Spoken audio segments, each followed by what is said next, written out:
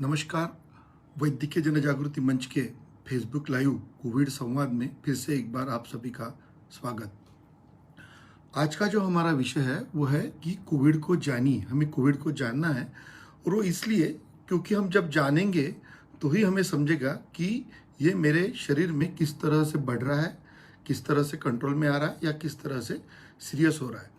आज एक बड़ी अच्छी बात है कि जो कंडीशन पिछले 8-15 दिन पहले थी कि जहाँ पे हमारे पास बेड नहीं थे, अभी ऑक्सीजन और आईसीयू के बेड तो छोड़िए, हॉस्पिटल में बेड ही नहीं थे, लेकिन आज ऐसी कंडीशन है कि बहुत सारे हॉस्पिटल में, सभी हॉस्पिटल्स में बेड अवेलेबल है, ऑक्सीजन के बेड अवेलेबल है। लेकिन ये बात जरूर ध्यान में रखनी चाहिए कि अपने पास आईसीयू के बेड्स बहुत कम हैं या अवेलेबल नहीं है। वेंटिलेटर के बेड्स उतने अवेलेबल नहीं है जितने कि ऑक्सीजन वाले या नॉन ऑक्सीजन बेड अवेलेबल है। और उसके लिए क्या कारण है ये हम तभी जान पाएंगे जब हमें पता चलेगा कि ये बीमारी कैसी है। तो आईसीयू में बेड क्यों नहीं है? क्योंकि नंबर ऑफ पेशेंट्स कम हो रहे हैं।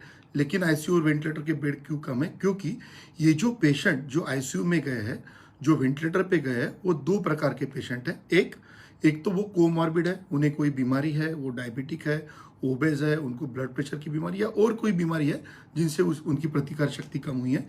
या दूसरे वो पेशेंट है जो लेट डायग्नोज हुए हैं, जिनका जो हॉस्पिटल में लेट पहुंचे हैं, डायग्नोज तो हो गए लेकिन वो घर में अपना कुछ उपचार करते रहे या डॉक्टर ने बताई हुई चीज़ों को फॉलो नहीं किए। कभी कभी किसी किसी को ऐसा लगता है कि मैं ठीक हो जाऊंगा और वो घर में ही कुछ टाइम निकाल लेता है, जो बहुत क्रूशियल टाइम रहता है, जिसे हम गोल्डन आवर बोलते हैं। वो एक सुवर्ण क्षण है। अगर हम उसको उस वक्त वो डिसीज को पकड़ लेते हैं, ट्रीट करते हैं, तो बहुत सारे पेशेंट्स जो आज आईसीयू में है, वेंटिलेटर पे है, वो हम बचा सकते हैं। इसलिए वो हॉस्पिटल में कब पहुंचे, कितने जल्दी उन्होंने पहुंचना चाहिए और वो कब पहुंचेंगे तो जल्दी ठीक होंगे या कॉम्प्लिकेट होने के से बचेंगे, उसके लिए डिसीज के बारे में हम जान लेते हैं। कोविड ये बीमारी हम सभी को पता है कि ये एक वायरल इन्फेक्शन है और कोरोना वायरस नाम के वायरस से हमको ये होती है। तो उसके बारे में ये दो चीज़ें होती है। एक तो डिसीज का इंक्यूबेशन पीरियड, आप सभी लोग सुनते होंगे कि उसका इंक्यूबेशन पीरियड कितना है। तो कोविड के बारे में हम जानते हैं कि incubation period is 2 to 14 days, लेकिन नेचुरली जो एवरेज पकड़ते हैं 5 to 7 डेज का इंक्यूबेशन पीरियड होता है।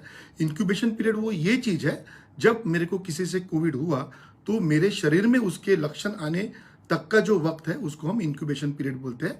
तो मैं अगर कहीं जाता हूँ, कोई शादी में अटेंड करता हूँ, या ये तो पहले वेव की बात थी, अभी तो कहीं से पता ही नहीं है कि हमको कोविड हुआ कहाँ से, क्योंकि अभी एयरबॉर्न हो चुका है।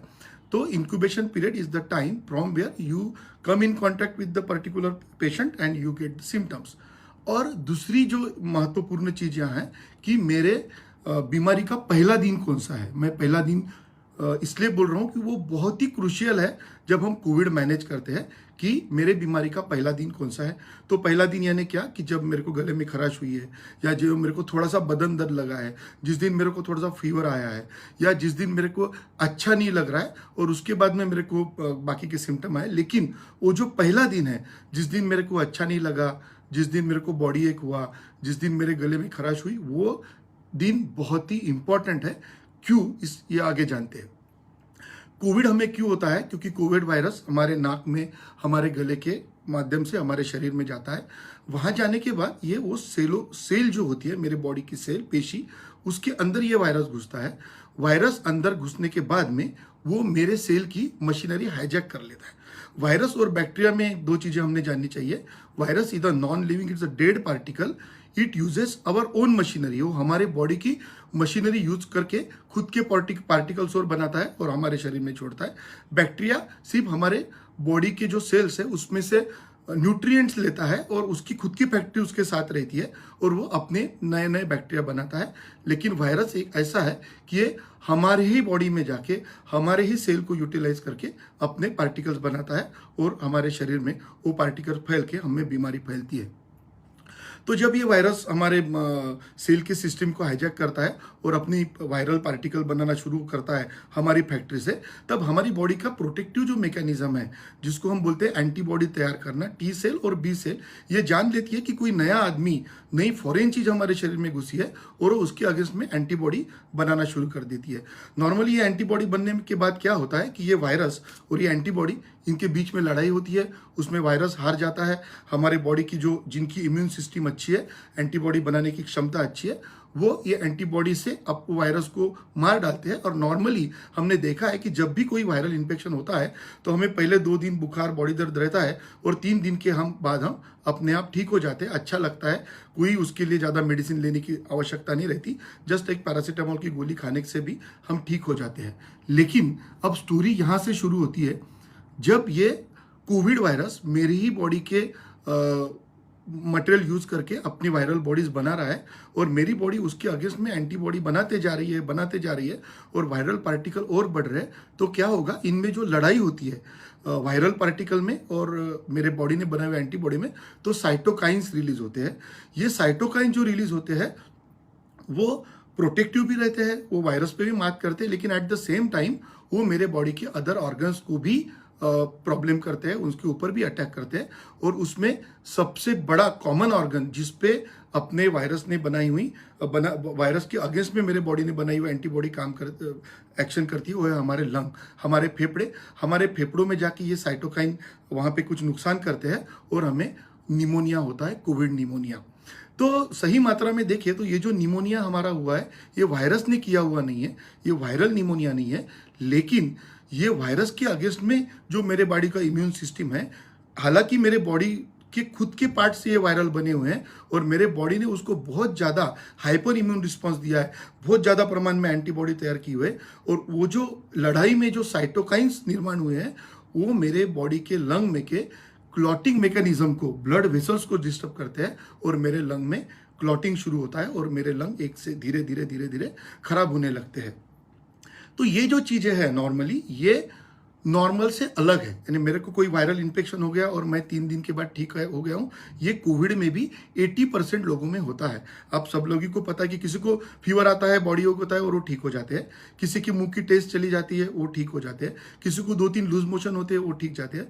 ये सब उस चीज पे डिपेंड है कि मेरी एंटीबॉडी कहाँ पे काम कर रही है। अगर एंटीबॉडीज मेरी वायरस ने मेरा नाक में की पेशी को इन्फेक्ट किया है और उनको खराब करने की कोशिश की है तो मेरे नाक का स्मेल चला जाएगा। वहाँ एक ACE2 करके रिसेप्टर हालांकि पाए जाते हैं जो मोस्टली हमारे नाक में, मुंह में, लंग्स में भी पाए जाते हैं और हमारे पेट में, गैस्ट्रोइंटेस्टिनल सिस्टम में भी पाए जाते हैं। जब जब बॉडी जो पार्ट पे अफेक्ट करेगी वहाँ के सिम्टम हमको आते हैं। तो जैसे शुरुआत में गले के इन्फेक्शन पकड़ लिया, गला दर्द हो गया, और डायरेक्ट वायरल के वजह से है। लेकिन जब एंटीबॉडी रिएक्शन होगी और मेरी सेल्स खराब होगी तो मेरे नाक की स्मेल जाएगी। पर्टिकुलरली जिन लोगों का कोविड में नाक की स्मेल गई है उनको पता है कि वो 3, 4 या 5 दिन के बाद गई है। अगर मुंह की टेस्ट गई है तो 3, 4 या 5 दिन के बाद गई है। लेकिन गले की खराश और बुखार मेरे को पहले या दूसरे दिन ही आता है, क्योंकि ये डायरेक्ट वायरल इन्फेक्शन की हुआ है। और जो बाकी के प्रॉब्लम है, लंग इन्वॉल्व होना है, टेस्ट जाना है, लूज मोशन होना है, ये मेरी एंटीबॉडी का रिस्पॉन्स जो मेरे बॉडी ने ये वायरल को नेस्तनाबूद करने के लिए दिया है, उसके वजह से ये होता है। तो ये हो गया कॉमन कोविड के बारे में कि डिसीज मेरे को कैसा होता है, मेरे शरीर में कैसा प्रवेश करता है, मेरी बॉडी उसको कैसे रिएक्ट करती है, और रिएक्शन की वजह से मेरे को एक एक सिम्टम आना शुरू होते हैं। तो जैसा मैंने पहले कहा कि 80% जो लोग हैं 3 या 4 दिन के बाद ठीक हो जाते हैं, उन्हें अच्छा लगता है and they are all right. लेकिन सही प्रॉब्लम वहाँ शुरू होता है जब मेरा बुखार 3 दिन के बाद थोड़ा कम हुआ, लेकिन मेरे को फिर से बुखार आया। इसका मतलब मेरे को साइटोकाइन ज़्यादा रिलीज हुए, क्योंकि ज़्यादा एंटीबॉडी तैयार होने की वजह से वायरल पार्टिकल्स और एंटीबॉडी में जो लड़ाई हुई उसमें बहुत ज़्यादा साइटोकाइन इन्वॉल्व हुए और साइटोकाइन जो रिलीज हुए उसकी वजह से मुझे बुखार आया। अब ये साइटोकाइंस अगर बढ़ते हैं तो आपके लंग पे भी इफेक्ट करेंगे, तो आपको खांसी आएगी। जो थोड़ी सी खांसी यहाँ पे थी, खराश थी, वो आपकी खांसी ऐसी बदल जाएगी। अगर आपके आसपास के कोई लोग जो सीरियस हुए हैं या जो कोविड से ग्रस्त है, उनसे अगर आप फोन पे बात करते हैं तो आपको ध्यान में आएगा कि बोलने में वो बोल तो अच्छा लेते हैं, लेकिन बोलते बोलते इस प्रकार की जो बात शुरू होती है वो है कि उनको प्राइमरी लंग इन्वॉल्वमेंट शुरू हुई है।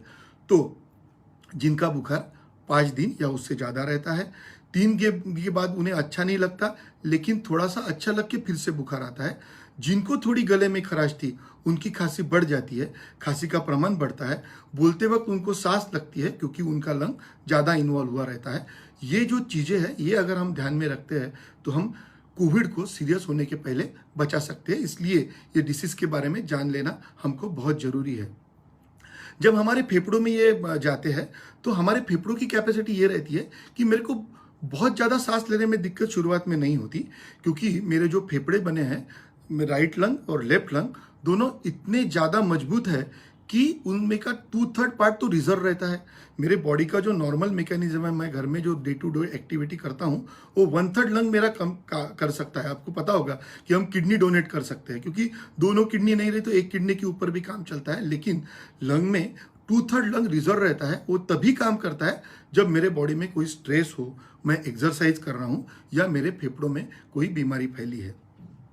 तो जब आपको सांस लेने में दिक्कत होती है तो आपका लंग है वो ज़्यादा प्रमाण में इन्वॉल्व हुआ, ऐसा हम समझ सकते हैं। और इसके लिए जो उपयुक्त चीज़ हमारे घर में है वो हमारा पल्स ऑक्सीमीटर। हम पिछले बार भी इस पे बात कर चुके हैं कि पल्स ऑक्सीमीटर सिर्फ हाथ में लेके और उसमें सैचुरेशन 96 आ रहा है और 97 आ रहा है तो उसमें कोई मतलब नहीं है। जब तक आप 6 मिनट वॉक टेस्ट करके वो जो मेरा लंग का 2/3 पार्ट है जो शांत है, जो अभी काम नहीं कर रहा है, जिसकी मेरे को जरूरत नहीं है, उसको जरूरत में लाएंगे तो पता चलेगा कि सही में मेरा फेफड़ा कितना खराब हुआ है। नॉर्मली मैं 1/3 मेरा लंग अच्छे से काम कर रहा है, मैं कोई एक्सरसाइज नहीं कर रहा हूँ, मैं घर में बैठ के आराम से टीवी देख रहा हूँ तो मेरा सैचुरेशन 95-96 ही दिखेगा। लेकिन जब मैं 6 मिनट चलूंगा, वॉक करूंगा या कोई काम करूंगा, तब मेरा जो 2/3 पार्ट है बॉडी का, जो अभी तक शांत था, जो कोई काम नहीं कर रहा था या मेरे लिए रिजर्व था, वो बताएगा कि आपका लंग इन्वॉल्व हुआ है या नहीं है। इसलिए 6 मिनट वॉक टेस्ट करने के बाद आपका सैचुरेशन अगर 94 के नीचे या 95 के नीचे जाता है तो इट मीन्स कि यू हैव सम पल्मोनरी या lung involvement and these are the warning sign.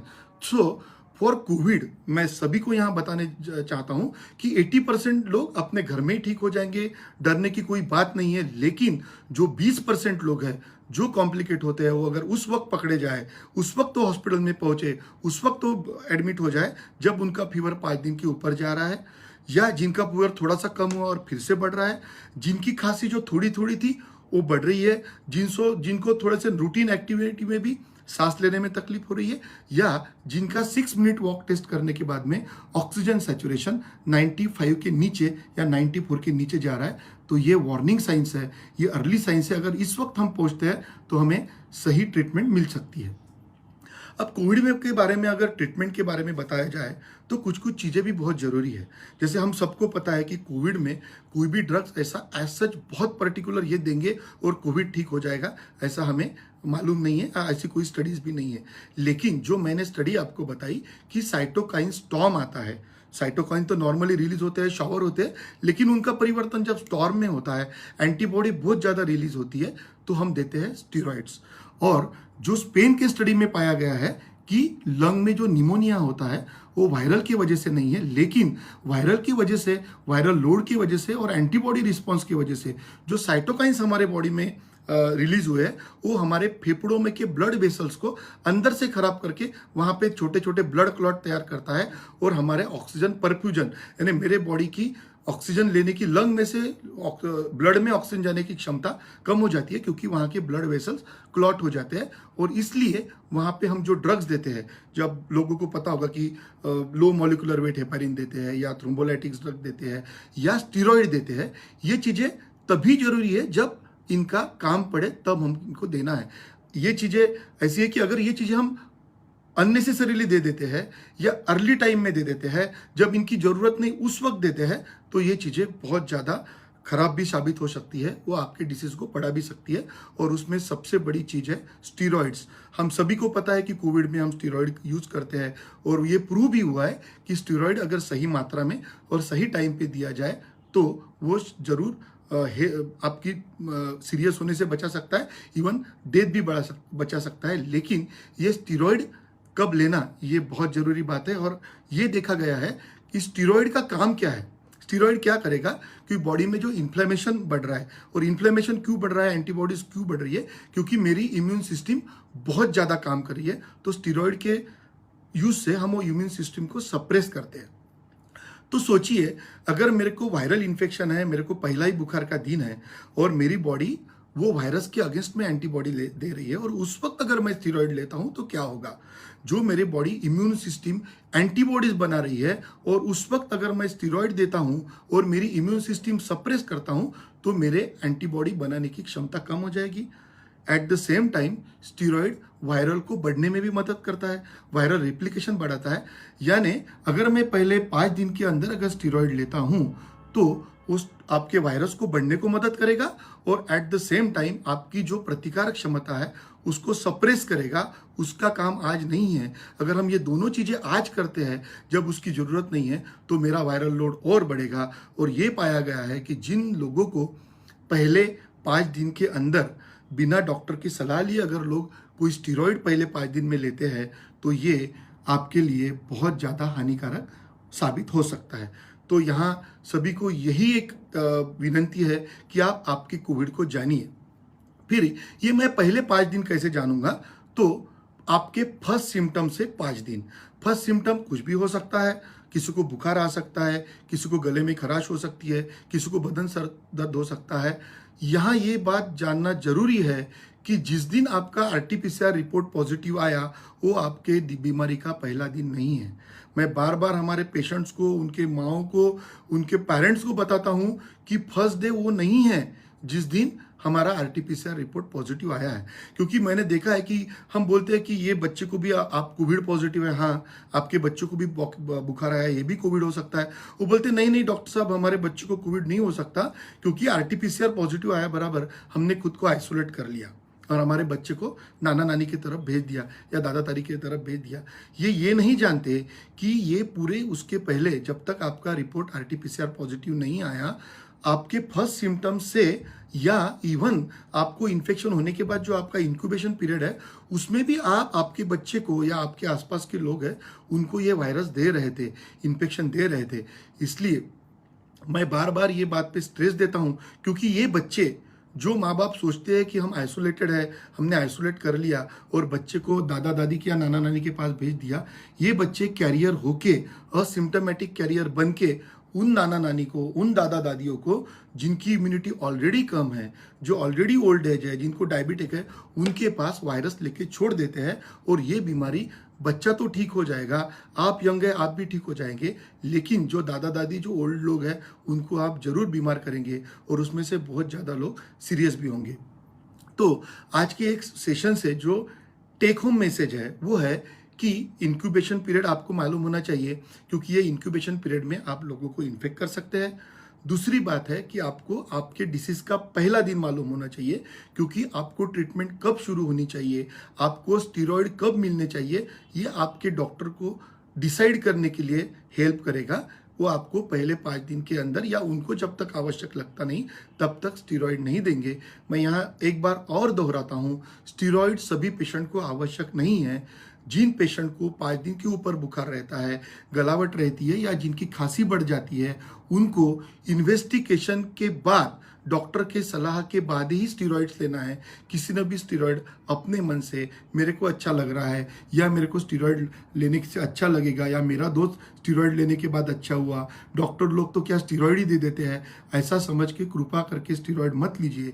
क्योंकि एक दुधारी तलवार है, वो जितनी आपको बीमारी को मार सकती है और आपको ठीक कर सकती है, वही स्टीरॉयड अगर अननेसेसरीली लिया गया, बेटाइम लिया गया, जब आवश्यक नहीं है तब लिया गया, एबनॉर्मल या इनएडिक्वेट डोजेस में लिया गया, तो वो आपको ज़्यादा हानिकारक साबित हो सकता है।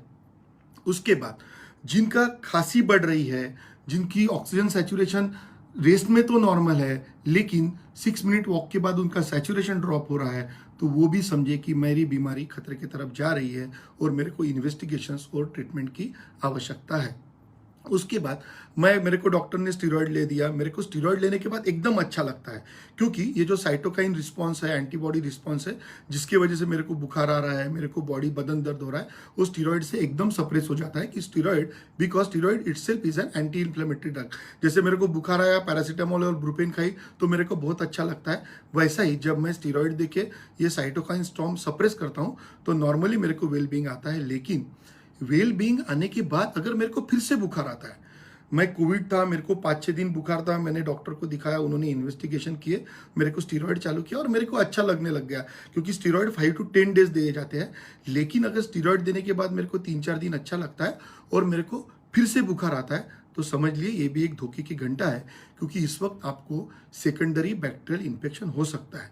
क्योंकि मेरे को कोविड की वजह से मेरी इम्यूनिटी कम हो गई है, मेरा हाइपर इम्यून रिस्पॉन्स मिला तो मैंने स्टीरॉयड लिए, स्टीरॉयड से मेरी इम्यूनिटी और सप्रेस हो गई, और इस वजह से मेरे बॉडी में जो बैक्टीरिया है उनको अच्छा पोषक वातावरण मिलता है कि वो बढ़े, और मेरे को बैक्टीरियल इन्फेक्शन होके भी मेरे को फिर से बुखार आ सकता है।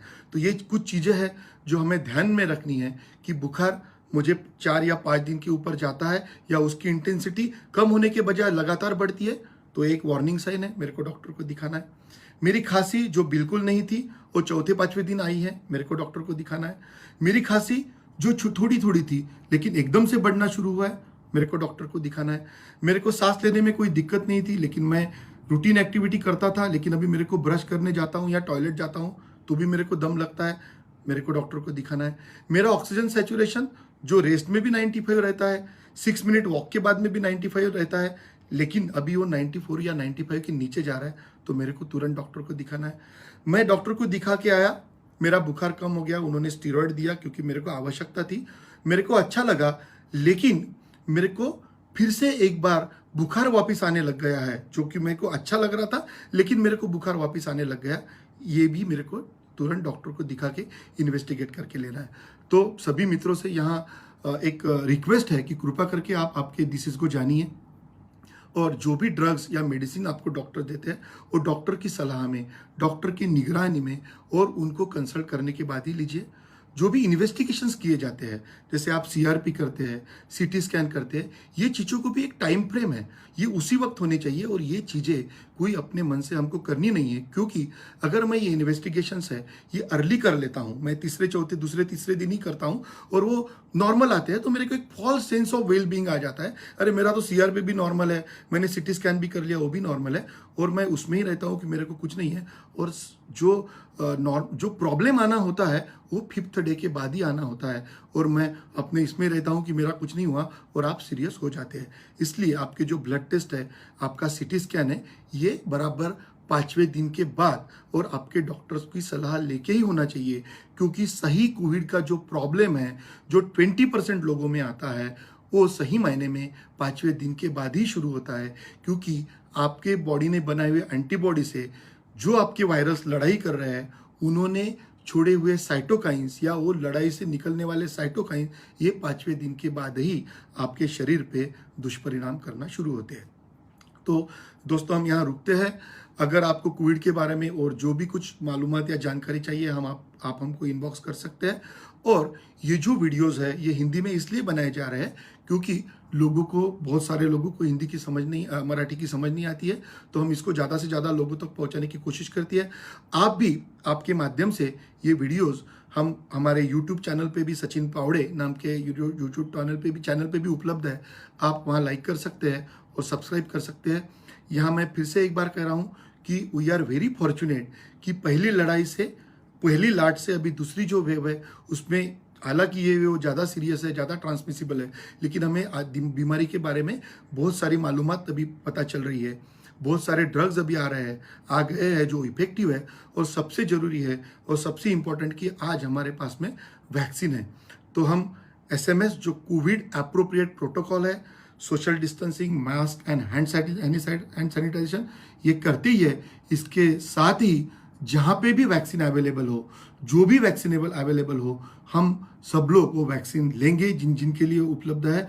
और जो भी हमारे आसपास के लोग हैं जो वैक्सीन लेने से कचराते हैं, जो डरते हैं, या व्हाट्सएप यूनिवर्सिटी से जो नई मालूमात मिलती है वो लेके वैक्सीन के बारे में कुछ ना कुछ नई नई अफवाहें फैलाते हैं, उनको भी बताएंगे कि ऐसा नहीं है, वैक्सीन इफेक्टिव है। क्योंकि आज पहली लाट में, पहली वेव में और सेकंड वेव में आप डॉक्टर लोग जो देख रहे हैं, हम लोग जो बहुत कॉन्फिडेंस से काम कर रहे हैं, क्योंकि हमें मालूम है हमारे बहुत सारे डॉक्टर मित्र पहले लाट में एक्सपायर हुए थे, लेकिन सेकंड वेव में बहुत कम लोगों को इवन एडमिट करने का काम पड़ा है। डिसीज तो कम हुआ है, लेकिन सीरियस डिसीज तो बहुत सारे मात्रा में कम हुआ है, और वो सिर्फ वैक्सीन की वजह से हुआ है। तो आप भी वैक्सीन लेंगे, और जो लोग वैक्सीन लेने से कचराते हैं या कुछ गलतफहमियां फैलाते हैं, उन्हें भी समझाएंगे और उन्हें भी वैक्सीन लेने के लिए आप उनको ले जाएंगे या ले जाने की कोशिश करेंगे।